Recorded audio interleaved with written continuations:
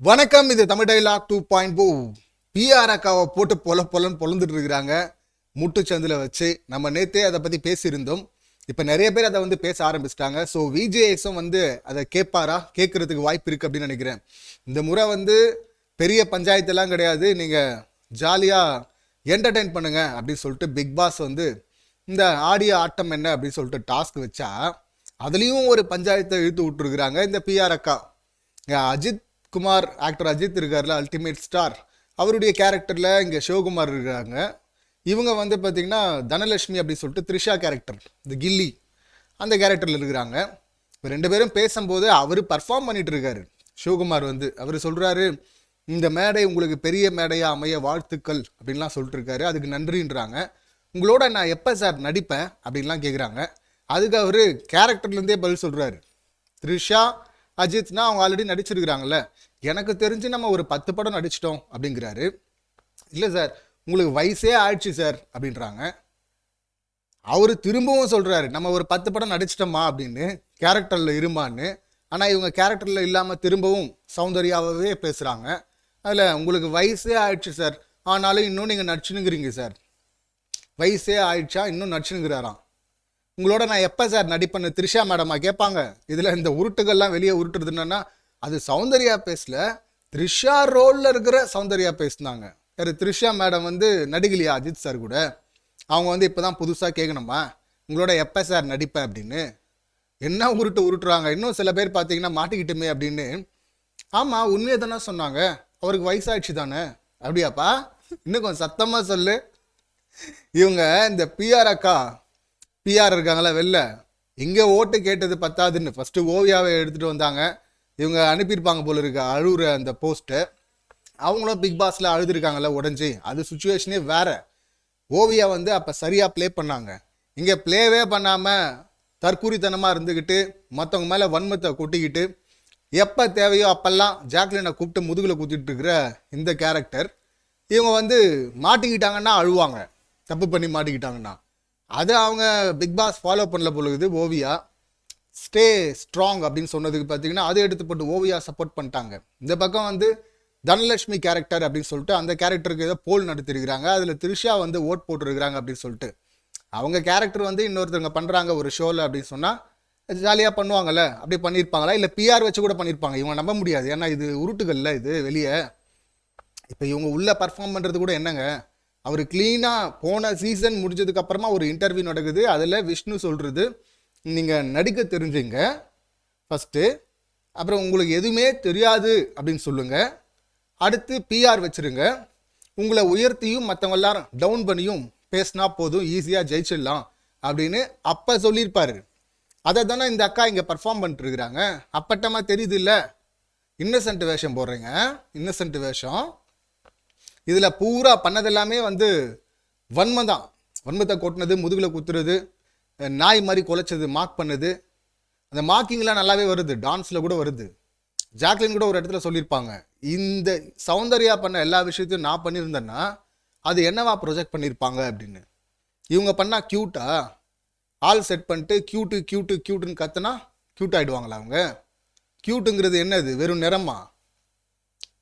உள்ளே இருக்கணும்ல, உள்ளே இருக்குது, அது பியூர் சோல். இவங்க நீங்கள் பார்த்தீங்க, அதான் சொல்கிறாங்களா, உங்களுக்கு வயசே ஆயிடுச்சு சார், இன்னும் நச்சுனுங்கிறீங்க சார். இது இது அஜித் சாரை சொன்னது வந்து வச்சு பொழகிறாங்க எல்லாருமே, இது தப்பு. இதோட சேர்த்து கூட வந்து நீங்கள் பைக் எடுத்துகிட்டு எங்கேயோ போனீங்களா சார், வந்துட்டீங்களா சார், எப்போ சார் வந்தீங்க, எல்லாமே நக்கல் தான் அவங்களுக்கு. இதை தாண்டி எனக்கு எங்கே கோவம்னா, அவங்க தமிழ் மொழியும் இந்த மாதிரி தான் நக்கல் அடிச்சிருப்பாங்க. எங்கே இவர் கேட்குறாரு அர்ணவ் வந்து, நீங்கள் வந்து டாப் 5ல் போயிடுவேன்னு நம்பிக்கை இருக்கா உனக்கு அப்படின்னு கேட்குறாரு. அதுக்கு வந்து போவேன்னு சொல்லலாம், என்ன வேணால் சொல்லலாம். டாப் 5யா, நான் வின்னே பண்ணிவிடுவேன் அப்படின்றாங்க. அங்கே வந்து கலாச்சிட்டு இருக்கிறாங்க சாச்சனா. அதை பார்த்துட்டு உன்னால் முடியும்னு பாட்டு பாடுறாங்க. அப்புறம் அச்சமில்லைன்னு சொல்லிட்டு பாட்டு பாடுறாங்க. அதுக்கு கவுண்டர் கொடுக்குறேன்னு சொல்லிட்டு இந்த பிஆர் அக்கா பார்த்தீங்கன்னா அறம் செய்ய விரும்பு அப்படின்னு சொல்லிட்டு இவங்களும் ஒன்று சொல்கிறாங்க. சொல்லிட்டு அதுக்கப்புறமா கொஞ்சம் கேப் எடுத்து அச்சமில்லை அறம் செய்ய விரும்பு, இதெல்லாம் தெரிஞ்சிருக்கணுமோ, இதெல்லாம் தெரிஞ்சிருந்தா வாய்ப்பு இருக்கோ, சாரி எனக்கு தெரியாது அப்படின்னா என்ன சொல்ல வர்ற? யார் எதை நக்கல் அடிக்கிற, முத்துக்குமரனை நக்கல் அடிக்கிறன்ற பேரில் இவங்க தமிழை நக்கல் அடிச்சிட்டு இருக்கிறாங்க. அதுக்கும் சேர்த்து புழக்கணும். விஜேஎஸ் பார்த்தீங்கன்னா எப்பவுமே வந்தாருன்னா அந்த வெளியே என்ன பேசுகிறாங்களோ அதை உள்ள கேட்பாரு. இப்போ உதாரணத்துக்கு சாச்சனாக்கு காலில் அடிபட்டுடுச்சு, அதுக்கப்புறம் கட்டு போட்டிருந்தாங்க, எல்லாருமே அவங்கள தூக்கிட்டு போனாங்க எல்லா இடத்துக்கும். திடீர்னு பார்த்தீங்கன்னா பிக் பாஸ் சாச்சனா உங்கள் மைக்கை போடுங்க அப்படின்னு சொன்னதும் கடகடம் எழுந்து நடக்க ஆரம்பிச்சிட்டாங்க. அங்கே இருந்தவங்க எல்லாருமே ஷாக் ஆயிட்டாங்க. சத்யாலேருந்து ரஞ்சித்லேருந்து எல்லாருமே என்ன நடக்குது இங்கே அப்படின்னு சொல்லிட்டு.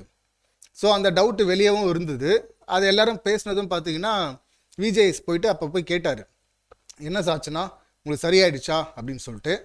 அதே போல் தான் ராணவ் கையில் வந்து லெகமெண்ட் இயர் சொல்லிட்டு அவர் கையை தூக்குறது இறங்குறது அவருக்கு அதுக்கப்புறம் பண்ண தான் அல்டிமேட்டு. முதல்ல அந்த டவுட் வந்தது, திரும்பி படுக்கிறாரு, இதெல்லாம் பண்ண முடியாது, ஆனால் இவர் பண்ணுறாரு அப்படின்னு சொல்லிட்டு அந்த டவுட் வந்ததும் அதையும் விஜேஎஸ் போய் கேட்டார், வெளியில் இந்த மாதிரி பேசுகிறாங்கன்னு. இன்னும் சொல்ல போனால் இந்த டப்பா அருண் இருக்கார்ல, அந்த லேபர் ஸ்கில் ஓரியன்ட் ஜாப் அந்த விஷயத்தில் பார்த்தீங்கன்னா அவ்வளோ தூரம் விஜேஎஸ் இறங்கி பேசினது, புரிய வைக்க ட்ரை பண்ணது, ஷோ முடிஞ்சதுக்கு அப்புறமா ஆடியோ மூலயமா உள்ளே வந்து பேசினது, இப்படி எல்லாமே பண்ணது எதுக்காக, வெளியில் தப்பாக போயிடக்கூடாது அப்படிங்கிறதுக்காக தான். ஆனால் அவருடைய அந்த டப்பாவுடைய ஆள் பார்த்தீங்கன்னா வெளியே இருந்து விஜேஎஸ்ஸே திட்டி வீடியோலாம் போட்டாங்க. ஸோ இதெல்லாம் வேறு நடந்ததில்லை. இப்படி ஒவ்வொன்றும் அவர் பண்ணுறது எதுக்குன்னா வெளியில் தப்பாக போயிடக்கூடாது அப்படின்னு தான். இப்படி பஞ்சாயத்து வச்சு அதில் ஒரு பஞ்சாயத்து வந்தால் பரவாயில்ல. ஏற்கனவே விஜேஎஸ் மேலேயே ஒரு கேஸ் கூட போட்டாங்கள்ல, இந்த டைல்ஸ் அப்படின்னு சொல்லிட்டு. அது ஒரு ஆடு, அந்த ஆடில் வந்து இவர் சும்மா சொல்லிட்டாரு, தீபக் வந்து அதை கொஞ்சம் கொடுக்கப்பட்ட அந்த டைலை வந்து பெருமையாக சொல்கிறன்ற பேரில் வேற ஒரு டைலை வந்து கொஞ்சம் கலாய்க்கிற மாதிரி, அதெல்லாம் கிடையாது, இதுதான் ஒரிஜினல் அப்படின்னு சொல்லிட்டு ஒன்று சொல்லிட்டார், உளறிட்டார். அதுக்கு தான் அவங்க கேஸ்லாம் வேற போட்டாங்க. ஸோ அப்படி இருக்கும்போது இங்கே சீரியஸாக நடக்கிற விஷயத்தில் கூட டிபேட் வரமாட்டேங்குது, பஞ்சாயத்து வரமாட்டேங்குது. அதை நிறைய இவங்க கட்டும் பண்ணிடுறாங்க எபிசோடில் வராமல். ஆனால் இந்த மாதிரியான விஷயங்கள் இருக்குல்ல, அது வந்து ஒரு ஸ்பான்சர் டாஸ்க்கு, அந்த டாஸ்க்கு அதில் ஒரு பஞ்சாயத்து வந்தது, கேஸ் லெவலில் போச்சு. இப்போ புது பஞ்சாயத்து ஆரம்பிச்சிருக்கு. இது எல்லாருமே எடுத்து பேசிகிட்டு இருக்கிறாங்க, வச்சு செஞ்சு விட்டுருக்குறாங்க. அதனால தான் இந்த பிஆர் அக்கா குரூப் பார்த்தீங்கன்னா இவங்க இங்கே லோக்கலில் மட்டும் இல்லை, ஆல் இண்டியா லெவலில் பிஆர் பண்ணுறாங்கல்ல. ஆந்திராவில் போயிட்டு அங்கே பிக் பாஸில் கலந்துக்கிட்டு அந்த கண்டஸ்டன்ட் ரன்னர் வின்னர்கிட்டலாம் அங்கே வந்து போஸ்ட்டை அனுப்பி ஷேர் பண்ணுங்க, ஓட் போடுங்க அப்படின்னு சொல்லிட்டு அங்கே கேட்டுட்ருக்காங்க. அப்போ கேரளாவில் கேட்பீங்க, கர்நாடகாவில் கேட்பீங்க, பேன் இண்டியா லெவல் பிஆர் ஒன்றுமே வேலை செய்யாது, எனக்கு மூளை வேலை செய்யாது, எனக்கு என்னை பற்றியே சொல்ல வராது அப்படின்ற அந்த தற்குறிக்கு இவ்வளோ பிஆர், இது பிஆர் பண்ணியே வெற்றியை வாங்கிடணும்னு பார்க்குறாங்க. மோசமாக இருக்குல்ல இது. இப்படி ஒன்றும் இல்லாத ஊதி பெருசாக்கணும்னு வச்சிங்களேன், கடைசியாக இப்படி தான் பஞ்சாயத்தில் வந்து சிக்கணும். ஸோ இதையும் விஜேஎஸ் வந்து அட்ரஸ் பண்ணுவார் அப்படின்னு சொல்லிட்டு எதிர்பார்ப்போம். ஏன்னா எபிசோடில் வரலனாலும் யூஸ்வலாக எபிசோடில் வரலன்னா கேட்க மாட்டார், எபிசோடில் வரலனாலும் வெளியில் அதிகமாக பேசப்பட்டா அதை கேட்பார்ல. அந்த கண்டஸ்டன்ட் மேலே இருக்கிற அக்கறையில் அப்படி கேட்டாருன்னா அக்கா போடுவாங்க பாருங்க ஒரு ட்ராமாவை, உடனே அழுது சார் எனக்கு அஜித் சாரை பிடிக்கும் சார், உங்களோட எப்போ நடிக்கிறது அப்படின்னு கேட்குறீங்க. அப்படி இருக்கும்போதே அது வந்து த்ரிஷா கிடையாது, சௌந்தர்யா தான். ஏன்னா அவர் சொல்கிறார், 2 முறை சொல்கிறாரு 10 படம் நடிச்சிட்டோன்னு. அதுக்கப்புறம் உங்களுக்கு வயசே ஆயிடுச்சு சார், ஆனாலும் நடிச்சுன்னுக்கிறீங்க சார் அப்படிங்கிறது என்னது இது?